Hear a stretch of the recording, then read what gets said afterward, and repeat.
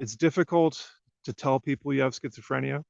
It took me 30 years before I could even utter the word in public so that random strangers around me might even hear me. That was this March.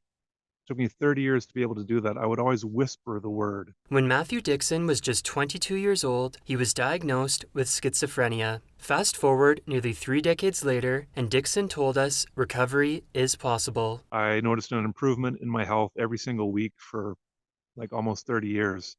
And people may hear that and say, well, I've got schizophrenia and I don't know if I could last 30 years. The pain can, if you get treatment, the pain can diminish. The pain is very bad in the beginning, but with treatment, it can come down to a more manageable level, which allows you to carry on for much longer than you ever thought. The Schizophrenia Society of Alberta says 1 in 100 people in our province are currently living with the mental illness. Staff with the nonprofit explained to us that schizophrenia is a mental health disorder that can include bouts of psychosis. One of the main symptoms of psychosis is hallucinations and just sort of a disconnect with reality.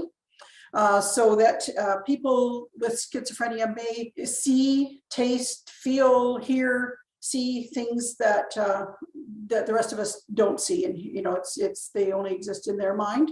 But as you can imagine, with all of those senses being involved, it's really tough for them to tell what is real and what is not. Dickson says he's been working hard to break down the stigma surrounding mental illness. We're not out to hurt anybody. That's the last thing we want to do. Last thing we want to do. And I'm trying to dispel myths like that. For more information on Dickson's bike ride across Canada, you can visit his Facebook page. For Bridge City News, I'm Micah Quinn.